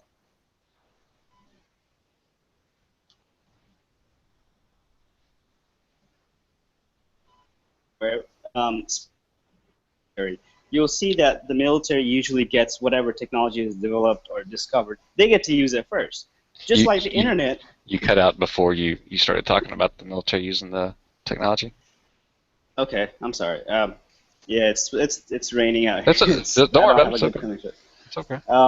So what's happening is I feel like it's not. I feel like it's proven that the military gets whatever technology is discovered first or developed first. The military gets a crack at it first. Okay, like just like the internet. The internet before it became became available to the public, the military was using it. And you know what? The military wasn't using dial-up connections. Okay, they actually had fiber optics built in the late 60s. So they were using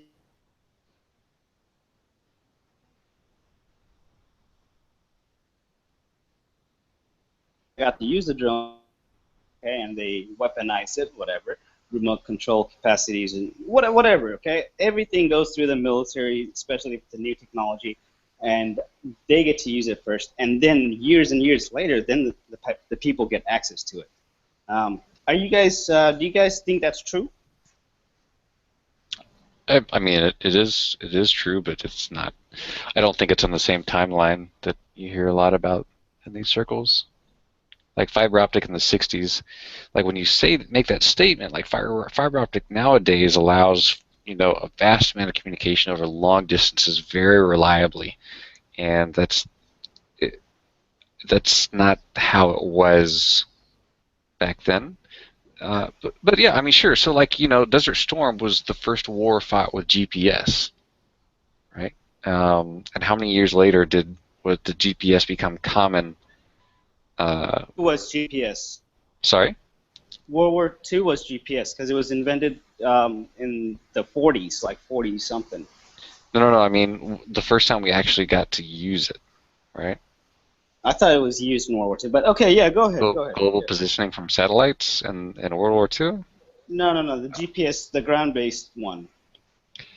No, I'm talking fully satellite-based. Okay, all right, go ahead. I need to do more reading on what you're talking about. Yeah, I mean that was 1990, right? And they'd been leading up to that in the 5-10 years before that, and you know, it was the 2000s the early 2000s when people started, you could buy a GPS for your car. But I mean, a lot of it though was just cost, right? Like early on, technology is it's expensive. We're still trying to figure out how to efficiently manufacture it, you know. So yeah, we shell out a little bit extra so that the military can use it. And when we say the military has it, it only just means like the R&D guys. They're trying to figure out how to best apply it, right? Yeah, and usually what I see is things get applied to see, hey, can we do damage with this? If we can, let's put it into the military, and then if it's going to be something else, you know, we'll let the public use it later on. For instance, holographic technology, it's not really out to the public yet, and when it was first discovered or first invented, I'm thinking it's not recent news. It's been invented, and it's been in the military's control, and now it's coming out. It's becoming cheaper, and a lot more people can afford it. Well, that's what I'm saying too.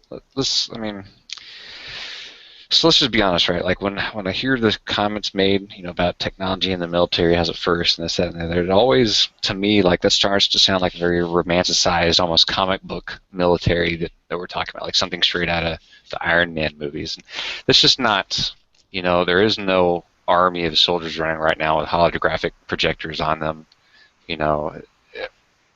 I'm sure somebody somewhere is trying to figure out what can be done with it, but to say, you know, air quotes, the military is using it is like, that's a pretty big.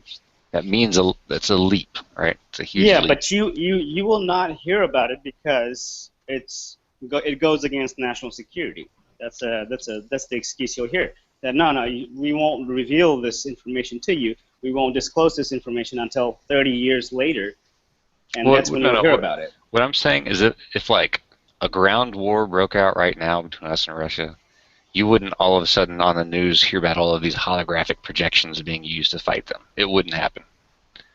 That's Well, what let's I'm be getting at. serious here. It's not going to be Russia, but That's the here and there. It's just part of the country that I used. Russia has, and I've never seen America go after people with nuclear technology. Like, for instance, why did they take out North Korea, right? Or other people that have achieved nuclear status. They don't go after those countries. They only go after countries that don't have anything like nuclear bombs and nuclear stuff. Like, for instance, they went after Saddam. They thought they had nuclear weapons. They didn't. And any other countries that have been recently raided or democratized or whatever, none of them have No, I got you. nuclear capabilities. So I don't think the U.S. will ever go after Russia because they have the military power to fight back. Yes, we're kind of jumping around topics now. Like I was just talking about the whole. Russia was just a name, right? It could have been anybody. What all I was saying. Yeah, okay. That holographic. There's no. Yeah, I don't know what you're getting at. The numbers, like I said, they're a little. When you say 40 years advance, that's pretty exaggerated. That's all I'm getting at. They come out and say it themselves, right? They say that the military is at least NASA military, and these guys are ahead of the public. Okay. Well, yeah, and maybe oftentimes the number is 50 years. But no, often it's not right. Often I would need to see a whole lot of data to back that up, right? Because 50 years, like I said, this data, the beginnings of the technology might be in the works, but like we're not saying, you've got an N-rated Wi-Fi router that can transmit data over wireless at a certain amount of gigahertz, blah, blah, blah, blah. 50 years ago, the Army didn't have that, right? 20 years ago, the Army didn't have that. 15 years ago, we had stuff that could do something similar, but it was at a fraction of the rate. So some form of the technology might have been available. But yeah, the router that we use today, they had that 10 years ago in the military. No, they didn't. Maybe they had it in a different form, but they were able to send data, not as fast as we do today, but it was faster than the dial-up connection me and you were using at the time. You see what I'm saying? Not really, though. Yeah, right? Really, though. Really, because they were using fiber optic cables. We were using dial-up. Okay, we were using twisted pair cables or coaxial cables. They were using fiber optics. Can I see? This is I don't really know where we're going with this, but I'd really like to see the references on this. Yeah. I actually have some of these references. You guys will have to kind of give me a little bit of time because I'm on my phone right now and the resources are not on my phone. I mean, that's fine. Maybe some other time. I think you're really overblowing and exaggerating, what's going on.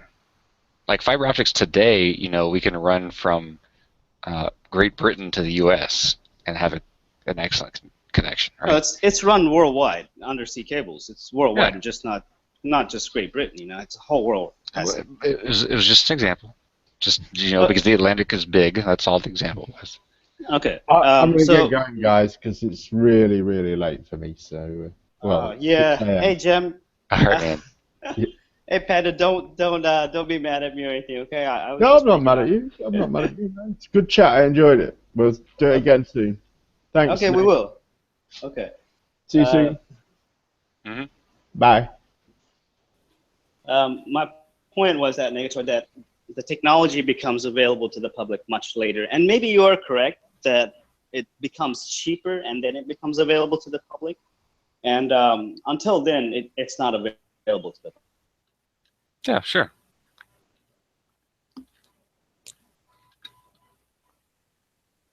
Later, when it becomes cheaper, or at least 5 years later when it becomes cheaper.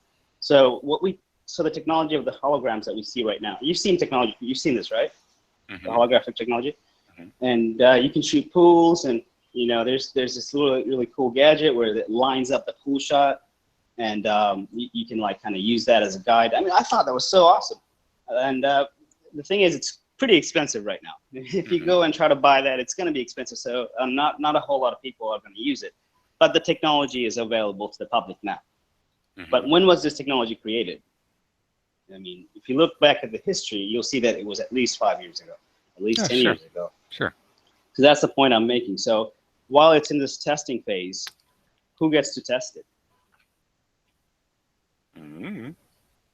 Yeah, I yeah. mean, I guess it depends on what you're trying to do with it.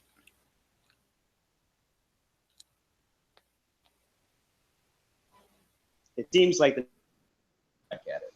Okay, that's what I see, and I don't know if that's actually true or not. Like for instance, there was this claim, and this is again just a claim, and this is from me talking to some of the world, the veterans of the Iraq War, and they were claiming that, you know what, they had projections and they projected something to the sky. Have you heard this story? In Iraq, Yeah. I mean, they may have been projecting things with lights Yeah. to get the Iraqis. It was like a distraction. Yeah. Oh, they wanted a lot of them just to yeah. There's all kind of psyops in Iraq, you know, because their army was all conscripts. They didn't want to fight, and it was a lot easier just to scare them into giving up, right? So they did all kind of things to do so. So it wouldn't surprise me if they projected stuff on, like when you say projecting, you know, what do you mean? Like actual holograms, or because that I would be very skeptical of. But if you're talking like using lights to make it look like there was something up there, or to convey a message on like some cloud cover, sure. The reports that these guys give, right? And remember that none of this is like disclosed information. It's not going to become disclosed until like 2050 or something. I got to look the date up on that.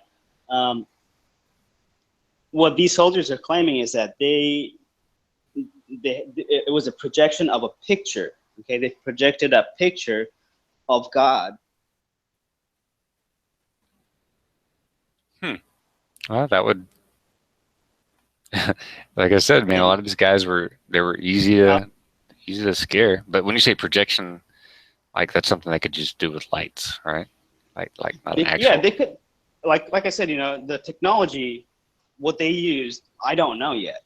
Okay, because the technology that I see now with the holographics and whatever, it's also a projection of lights. Well, it's more complicated than just taking a bright light with like a colored film over it to represent a picture. Yeah. So the thing, what I'm trying to get to is that there's dishonesty everywhere. So even if they had done it, they're not going to come out and say, "Hey, look, guys, we did this," you know, because you know what, that might affect national security. They don't want other people using it. Maybe they don't want, I guess, their secrets to come out.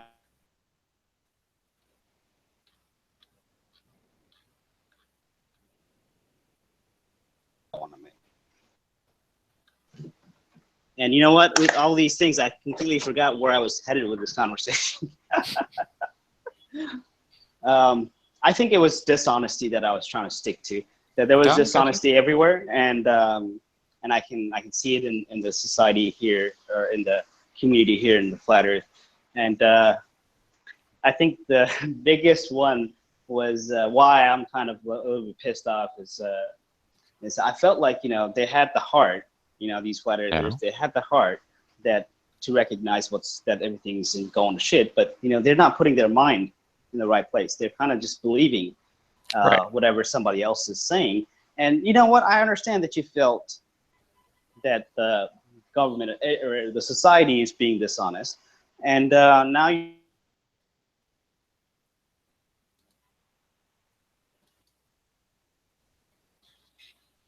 the community thinking that they're going to find truth here, and I don't see that at all.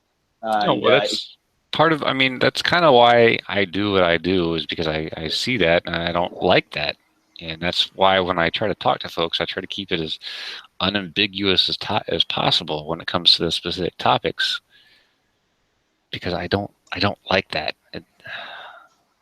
And you know what? I appreciate your perspective too, Negator. I honestly think that if there wasn't people like you, there wasn't people like me, there's been people like JLB who puts out these videos, kind of like trying to remind people, like, hey guys, a little bit of reality check over here. And I'm not saying you're right or I'm right or JLB is right. I'm not saying that. I'm saying that we can propose the other side of the story that sometimes gets overlooked, and it seems like it's happening quite often now. You see what I'm saying? That I missed part of what you said. That I'm sorry. Say that one more time. I'm saying that people like you, people like me, people like JLB, we all have different points of views. But when we put our points of views, we're trying to show the other side of the story. Mm-hmm. Okay. And oftentimes lately, it seems to be that it's a one-sided story, and nobody's checking on the other side. And that's really not good. And that's why I think our input is important, because we kind of keep these guys honest. Well, sure. Or at least we try to. That's why most of us are banned in their chats. Yeah, I don't know why they banned me. Because because you didn't toe the line, right? You didn't go along with whatever was being said. Yeah, that is true. And let me give you this example real quick.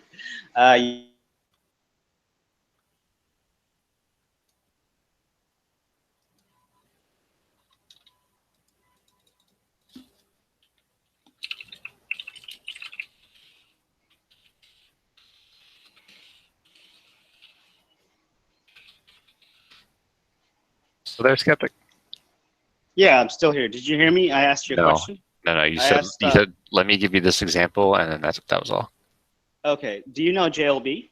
Mm-hmm. John LeBon? Mm-hmm. Okay, so he put out a video of nothing more than just Antonio giving his speeches on all the channels that he's on, saying that the clockwise motion of the stars. Mm-hmm. And what happened was JLB didn't add any other extra information to it, but what happens to the video? If you go to the video, you will see that you got 20 thumbs up and 80 thumbs down, even though what JLB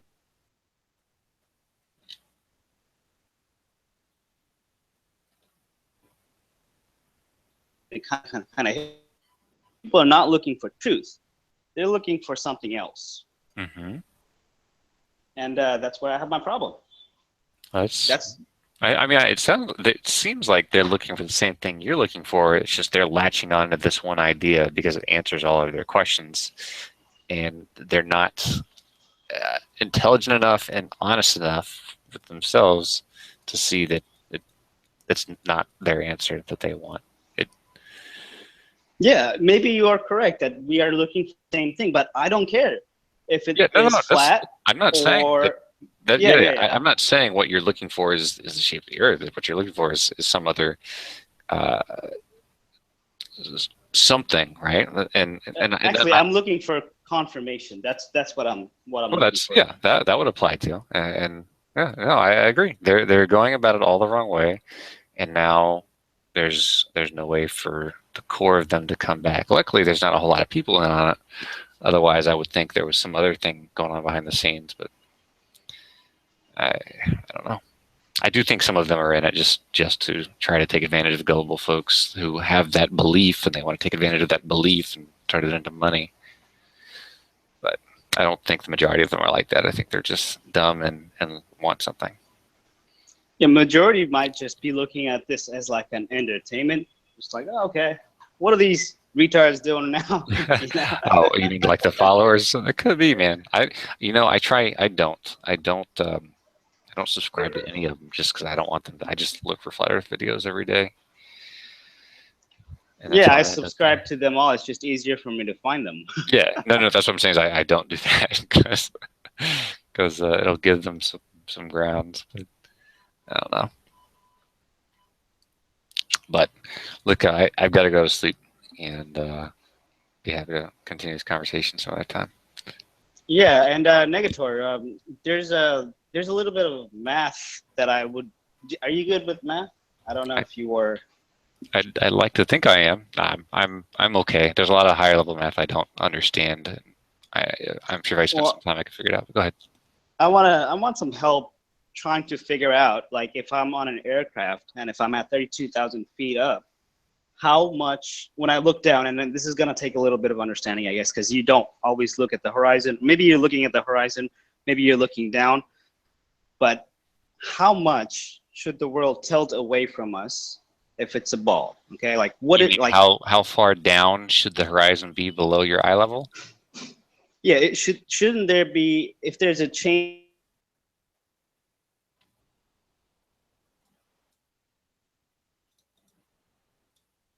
be like how much percentage that I'm looking for here is like how much percentage would it go down? And I want to put it out into a mathematical formula where I can say that, okay, it tilts away 5%. So therefore, you know what, being with the naked eye, I'm not going to be able to notice that 5% tilting away from me. So that's what I'm trying to get at. Are you wanting a way to measure it on the spot, or you just want the math behind it? Yes. I want to know both, you know, on the spot and the math behind it, so I can plug it in and I can say that, okay, it tilts away 15%. Okay, all right, well, I can tell 15% with the naked eye. But if it tilts away 3%, 2%, I won't be able to tell that from an aircraft at, you know, 32,000 feet. Well, I mean, you can take basic Pythagorean theorem and triangles, but that's accounting for a flat surface. You need, I don't know the equation off the top of my head that accounts for a rounded surface below you. I mean, using the basic Pythagorean theorem for triangles, it'll get you close. It won't be exact, but the horizon will be below your eye level because eye level is 90 degrees from the vertical, right? Like if you were to figure out how to look directly out in front of you at exactly 90 degrees from the ground or parallel to the ground, the horizon drops in degrees equal to the square root of your height in kilometers. So if you were 25 kilometers up, the square root of that would be 5. So the horizon will be 5 degrees below your eye level. And if you hold your arm out at straight ahead of you, and you point your pinky finger to your left, like so that your pinky is perpendicular to your eyes, right? The diameter of your pinky finger is about half a degree, right? So you could look out from the plane, hold your arm straight out, point your pinky to your left, so perpendicular to eyes, and using your other pinky, you could put them on top of each other and see what 5 degrees should. So 5 degrees is 10 pinkies in width. So that's the hard part is now figuring out how to adjust your eyes so that you know they're exactly 90 degrees from the vertical. What you could do maybe is, I don't know, I have to think about this one. You could get a level, like a little level, and hold it right on your eyes, like right next to your eyeball, so that you're looking down the length of the level, and then adjust your level along with your head so that it was level, and then try to look straight away. You know what you might want to do and I've been trying to figure out a way how to say this to these flat earthers to show them that their eyes aren't good enough to determine 90 degrees from the vertical. If you could, there's got to be a way. There's got to be a way. Anyway, so to test it, right? To test whether your eyes could do it, and maybe this will help me jog my brain so I can figure out a way to answer your question fully. If you're sitting in a chair, right, you could have somebody put like 20 tick marks an inch apart on the wall on the other side of your house, like say across the living room, and make those 20 tick marks like somewhere in the range of where your head would be, like where your eye level would be. But make sure that it's low enough so that you sit down, right? Because you stand all the time, so it's pretty easy to look straight away when you're standing. But anyway, you sit down in the chair and you stare at one of those hash marks, and someone on the other side, circles it, and then you measure how high off the ground that hash mark is, and then you measure how high off the ground where you're sitting your eyes are, and that'll tell you how close, or whether or not you can determine 90 degrees from the vertical. I mean, you just can't. I'm just kind of rambling at this point, but let me make it a little bit easier for you, Negator. I need something that's going to be more easy to understand. Okay? Yeah.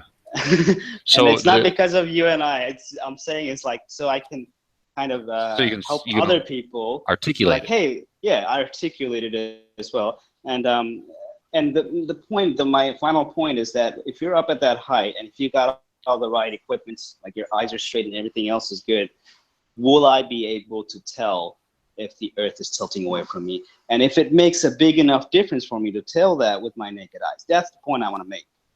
Well, it's if you're at 30, like most, let's see, most commercial flights are only, I think they're only like 35,000 feet. Let me check that out. And at 30, around that time, around that area, you only get like 3 degrees off of eye level. So 3 degrees is 6 pinky length. It's only like 3 or 4 inches below your eye level. So now we have to figure out how to, on an airplane. Now that you have to figure out the math, Meg. Well, the math is, like I said, the math for how far below it is, like I said, that's your height in kilometers, or rather you square root your altitude in kilometers. And that's how many degrees below the horizon. Now there's a phone app for this. Have you seen the phone application? Hey, what's up, Hitch? The phone application to measure altitude. Let me show it to you real quick. I'm not going on a plane anytime soon, though. I don't know if I will. Well, it's you can take a look at it, at least so you know it's there. So I don't know, man. I'm gonna have to think about that when I get back to you because I've been pondering it myself. Yeah, kind of come up with the math too, like so I could look at the math and go from there. Do you also want to know like how far away the horizon is, or are you just wondering? No, I want to keep it simple, and I want to make one point, and that one point is like, can I tell the ground is curving away from me at that height with my naked eyes? And if it does curve away, what is the percentage that it curves away? Okay, and I need the math to verify that. Well, like I said, the straight math is, like I said, literally your. Well, look into it, Nick. Okay, so I can get a precise answer next time. Okay, I know it's getting late for you too. No. I mean, the precise answer is your, however high up off the ground you are in kilometers, you divide or you square root that, and that's how far below your 90-degree eye level the horizon is going to be. Now, degrees is that's how. Sorry. That's how you get the 3 degrees at 32,000 feet. Yeah, well, that was an estimate. It's close though. Yeah, 32,000 feet is. Okay. You know, let me double check that one. I have to double check that.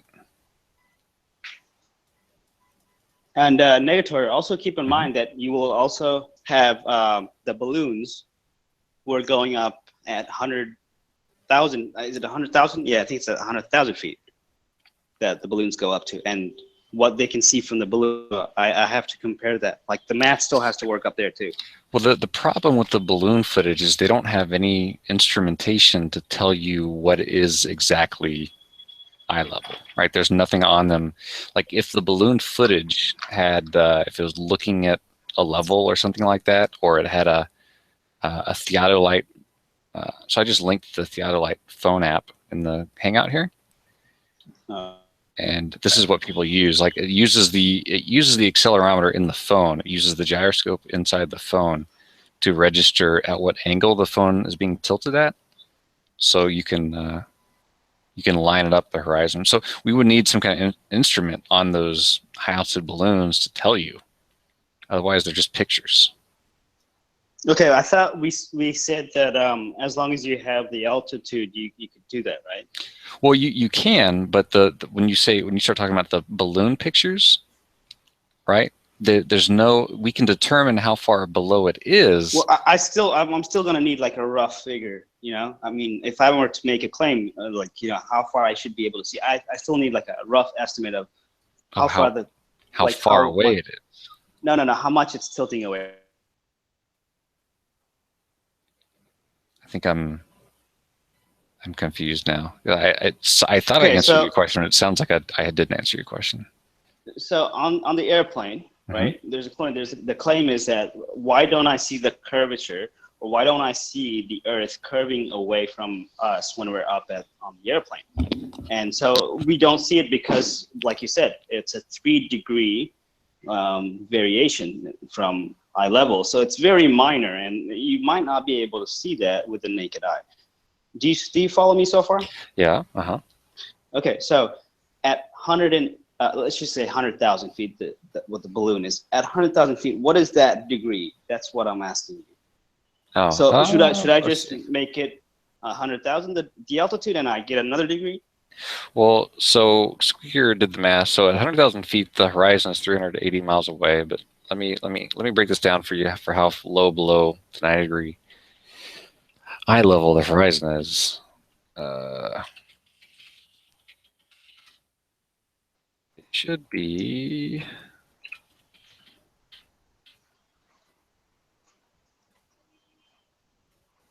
Yeah, this guy's psychedelic tuber just said it's 10 degrees. You know what? I should be able to see 10 degrees. Well, I mean, I don't know. I just did the math, and 5.5 That's is what I you got. 5.5? Yeah. No, right, Tuber? 5.5. The height in It should be kilometers. double. Because at 32, you got three degrees. No, well, the thing is, it doesn't double because the higher you go, the farther away the horizon is, right? The more land there is between you and the horizon. So it's extremely gradual. Let me get a pen real quick. Hang on. What's the formula? It's just it's the height in kilometers, or rather the square root of the height in kilometers. Square root of the height in kilometers. Yeah. Okay. And that's it? That's how many. Yeah. That's how many degrees below eye level the horizon is. So, and like, do you need to know how far the horizon is from you, or what? No. Okay. Now, are you maybe talking about like things should be tilting away from you? Like that's the claim. That's the claim. Oh, okay. That's the claim. I missed that. Yeah, one of the guys mentioned that. Let me show you one thing, and then I'll talk about that real quick, and then I'm going to go to bed. Hey, Negator, this is like nothing, you know. No. If you gotta get up in the morning, it's fine. I don't. I'm here every day, so we'll talk. No, it's all right. This is why I'm interested in this, because it makes me think about things. So, do you see my screen? Let me check my phone. Oh, you don't have that. You're on your phone. I'm screen sharing right now. Right back into the call. Oh, it's all right. Well, I'll show you some other time, because it's gonna be hard for you to see here. You still there? Yeah, I'm still here. So there's if you just Google triangle calculator whenever you get home. Calculator? Yeah, triangle calculator. There's a couple of them, and it gives you a triangle, and it gives you inputs, right? So the 3 angles of the triangle, and then the 3 sides. And if you input any 3 of those 6 variables, it'll calculate the other 3 variables, right? So what you can do is simulate the different altitudes, and you'll see that when you use the data from how far away the horizon is based on your altitude, that it's a super gradual change in degree. So it won't, like you said, it won't double. It's a curve. It's a big curve, or bell curve, right? Like it doesn't just go 2, 4, 6, 8, 10, 12, or et cetera. It's ridiculously slow. But yeah, so things tilting away from you, right? So number one, the Earth is if the Earth is 25,000 miles in circumference, right, and we divide that by 360 because there's 360 degrees in a circle, you get 70 miles per single degree of change. So at 100,000 feet, right, which is really high, the horizon is 380 miles away. That means things are only going to tilt away from you 5.5 degrees, right, or so. And 5 degrees is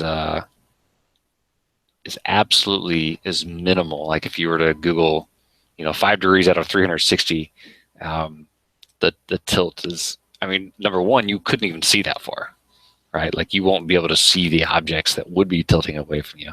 Exactly. That is a point that I want to make, is that can I notice things with my naked eyes? Absolutely. If it's 5 degrees or if it's 3 degrees, I know I can't, because I can't see 3 degrees.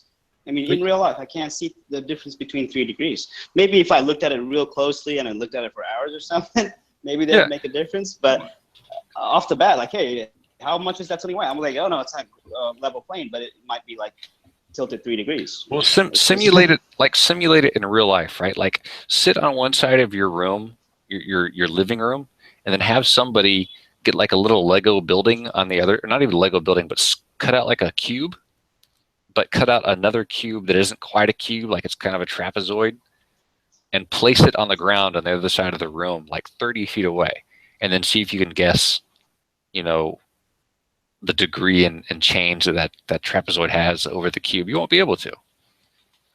You know, 5 degrees. I don't think because hell, I've tried that. Like, you know, I leave a cigarette packet on my table, just kind of like tilted. And I guess it's kind of close to what you're talking about. No, yeah, that's a much better example. Yeah, if you bought a protractor from the store and you laid a cigarette packet down on top of a piece of white paper and try to figure out the difference in degrees that the packet is from the white paper sitting on top of, you might be within like a 15-degree ballpark.